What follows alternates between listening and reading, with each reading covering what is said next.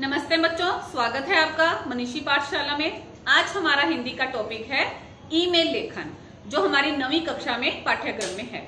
तो पहले हम जानेंगे कि ईमेल लेखन क्या है, ईमेल लेखन किसे कहते हैं।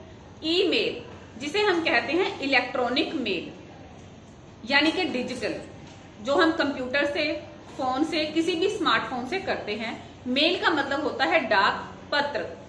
जब हम पहले पोस्ट ऑफिस से पत्र भेजते थे लिखकर, तो वो हमारा सिंपल साधारण पत्र व्यवहार होता था। लेकिन आज जो डिजिटल जमाना चल पड़ा है, इसमें हम ईमेल करते हैं। चाहे वो हमने किसी कंपनी को करनी हो, चाहे अपने किसी जानकार को करनी हो, तो हम थोड़े समय में ही ईमेल लेखन कर सकते हैं। तो ईमेल लिखने का जो फॉर्मेट है वो क्या है, वो हम समझेंगे। पहले हम जानेंगे कि ईमेल लेखन कितने प्रकार का होता है।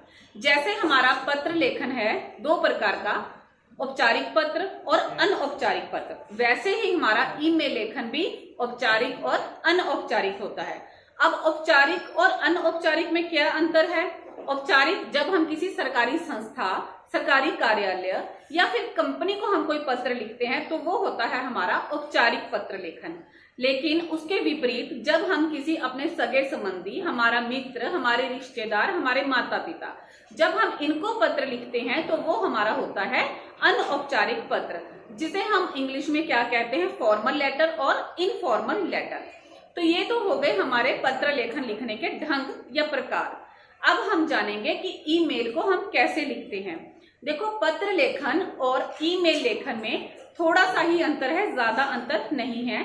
अंतर जो है वो सिर्फ फॉर्मेट का है, ऊपर के फॉर्मेट का। बाकी जो हमारा बीच का मैटर होता है वो हमारा सेम होता है।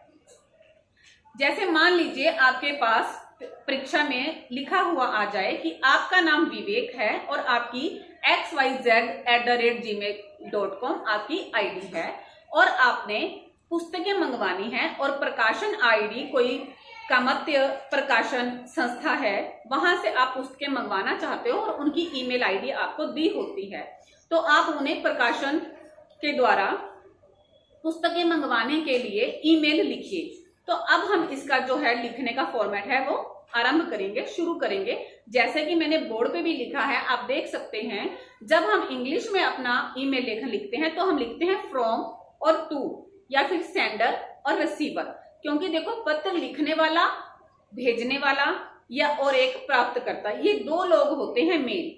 सेंडर यानी कि भेजने वाला, और रिसीवर प्राप्तकर्ता, जिसको हमने लेटर भेजनी है, जो प्राप्त करेगा। तो ऐसे ही हम जब हम ईमेल हिंदी में लिखेंगे, तो वहां पे हम क्या लिखेंगे?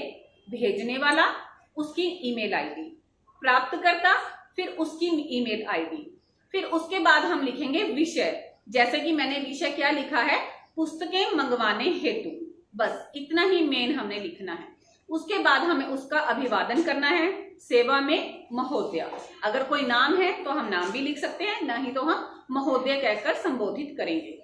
उसके बाद हम बीच का फॉर्मेट लिखेंगे, बीच का मैटर लिखेंगे कि उपरोक्त विषय के संदर्भ में मैं विवेक